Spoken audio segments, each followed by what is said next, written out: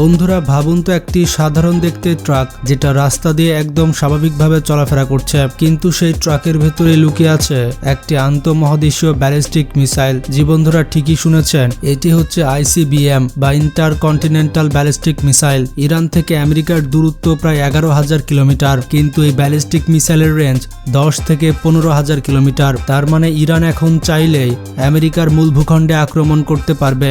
America এটা কোনোদিনও ভাবতে পারেনি। বন্ধুরা, সেই ট্রাকের ভেতরে লুকিয়ে আছে একটি আন্তঃমহাদেশীয় ব্যালিস্টিক মিসাইল, যা 10 থেকে 15,000 কিলোমিটার দূরে গিয়ে আঘাত হানতে পারে। এই প্রজেক্টের নাম হচ্ছে GM-100। আজকে আমরা কথা বলবো ঠিক এমন একটি প্রযুক্তি নিয়ে, যাকে ইরান নাম দিয়েছে GM-100। GM-100 আসলে কি?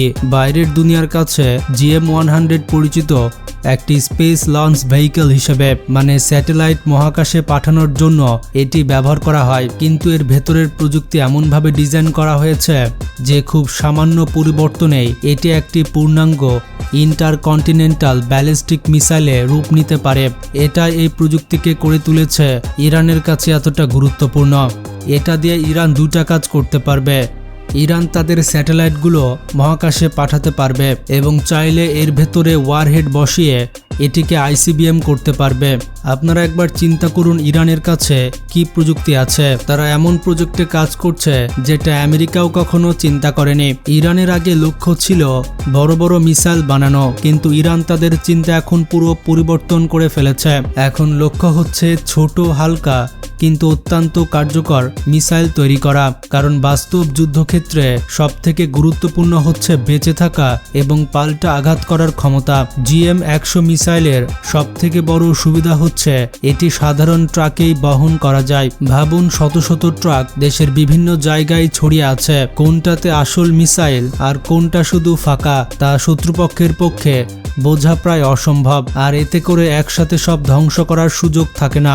আপনারা নিশ্চয়ই দেখেছেন, কিছুদিন আগে ইরান তাদের মাটিতে বিভিন্ন ফাইটার জেট এবং হেলিকপ্টার আঁকিয়ে রেখেছিল এবং স্যাটেলাইট থেকে আমেরিকা এবং ইসরায়েল এটা দেখে মনে করেছিল ইরান আসল যুদ্ধবিমান আর হেলিকপ্টার রাস্তায় এভাবে রেখেছে, আর সেগুলোকে আসল ভেবে আমেরিকা অ্যাটাক করে বসে। এটা হচ্ছে ইরানের মাস্টার মাইন্ড। কিভাবে শত্রুকে ফাঁকি দেওয়া যায় এটা ইরান ভালো করেই জানে, আর এটাই তৈরি করে একটি শক্তিশালী সেকেন্ড স্ট্রাইক ক্যাপাবিলিটি। বন্ধুরা, ইরানের এই মিসাইলটি তৈরি করা হয়েছে সলিড প্রপেল্যান্ট ব্যবহার করে। এর মানে হচ্ছে মিসাইলটি সবসময় প্রস্তুত অবস্থায় থাকে। এটি মুহূর্তের মধ্যেই উৎক্ষেপণ করা যায়। এর পাশাপাশি এতে রয়েছে কার্বন ফাইবার কম্পোজিট বডি, উচ্চ দক্ষতার নজল, রয়েছে ফ্লেক্সিল থ্রাস্ট ভেক্টর কন্ট্রোল এবং রয়েছে উন্নত গাইডেন্স সিস্টেম। এই সব মিলিয়ে মিসাইলটি হয়ে উঠেছে হালকা, দ্রুত এবং নির্ভরযোগ্য।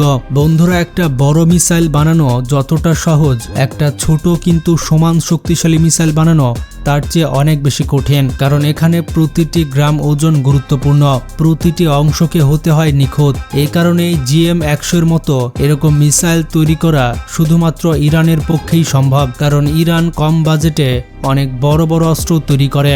যেমনটা আপনারা দেখতে পান ইরানের ড্রোনের ক্ষেত্রে। একই রকম ড্রোন ইরান তৈরি করে মাত্র 5 থেকে 7 লক্ষ টাকায়, আর আমেরিকা সেই একই ড্রোন তৈরি করে 10 থেকে 12 কোটি টাকায়। তো খরচ বাঁচানোর মামলায় ইরান সবসময় সেরা। ইরানের যে GM-100 মিসাইল রয়েছে সেটা প্রায় 300 কেজি পেলোড বহন করতে পারে এবং প্রায় 10 থেকে 15,000 কিলোমিটার দূরত্ব অতিক্রম করতে পারে। তবে এতে সাধারণত থাকে একটি মাত্র ওয়ারহেড। এইরকম সেম ইন্টারকন্টিনেন্টাল ব্যালিস্টিক মিসাইল রয়েছে চীন এবং নর্থ কোরিয়ার কাছে, যেটাকে আমরা বলি ডংফং 41। চায়না যখন তাদের D-41 সামরিক মহড়ায় বের করে তখন সবার চোখ কপালে উঠে যায়। বিশেষজ্ঞরা বলছেন এই D-41 এর আদলেই ইরানের আন্তঃমহাদেশীয় ব্যালিস্টিক মিসাইল GM-100 তৈরি করা হচ্ছে। এখানে ইরানের কৌশল কিছুটা ভিন্ন, কম সংখ্যায় শক্তিশালী নয়, বরঞ্চ বেশি সংখ্যায় ছড়িয়ে থাকা।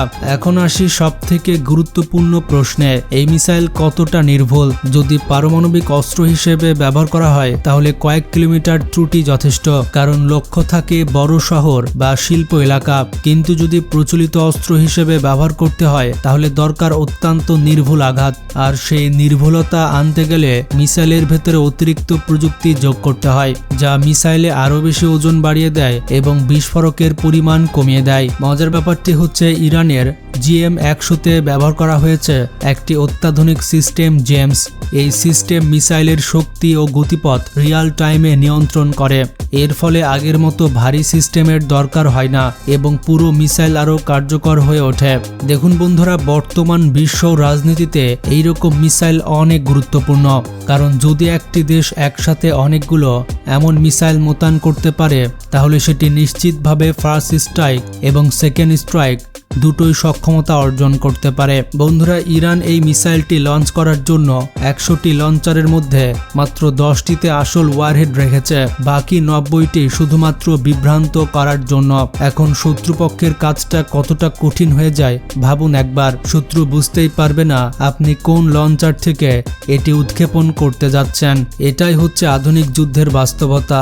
Uncertainty is power. দেখুন বন্ধুরা, এই প্রযুক্তি শুধু মিসাইলেই সীমাবদ্ধ নয়, এটি ব্যবহার করে অ্যান্টি স্যাটেলাইট অস্ত্র তৈরি করা সম্ভব। এছাড়া ইরান GM সিরিজের নতুন সংস্করণ GM-105 তৈরি করছে, যেটি আরও বেশি পেলোড এবং উন্নত ক্ষমতা নিয়ে তৈরি করা হচ্ছে।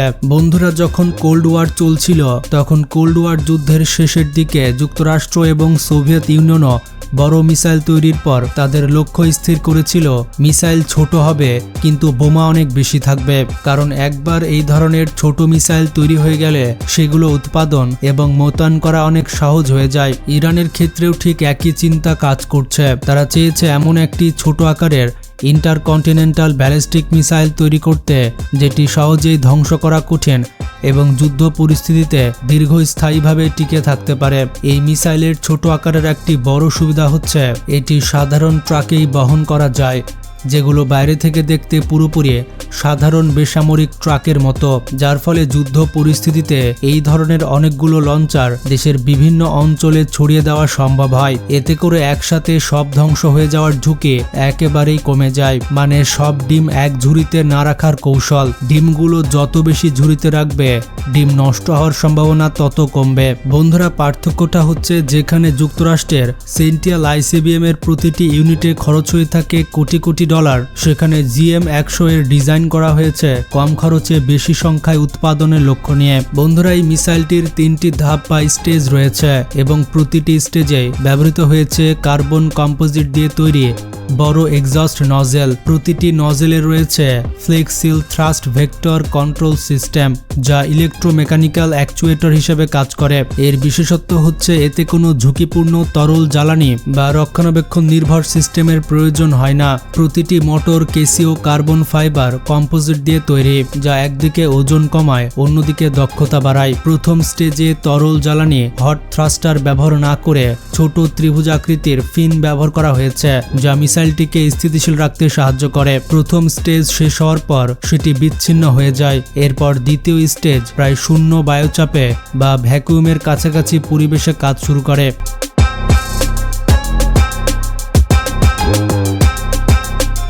এরপর তৃতীয় স্টেজ মিসাইলটিকে আরও গতি দেয় এবং শেষ পর্যন্ত রি-এন্ট্রি ভেহিকেল নির্দিষ্ট লক্ষ্যের দিকে পাঠিয়ে দেয়। সবশেষে বলা যায় GM-100 কম খরচে এবং সহজ উৎপাদনযোগ্য ডিজাইন এটিকে একটি সম্ভাবনাময় দীর্ঘ পাল্লার প্রচলিত আঘাতের অস্ত্র হিসেবে গড়ে তুলতে পারে। আর এটা নিয়ে এখন আমেরিকা ব্যাপক চিন্তিত। ভিডিওটি ভালো লাগলে লাইক দিতে পারেন আর শেয়ার করে সবাইকে জানিয়ে দিন।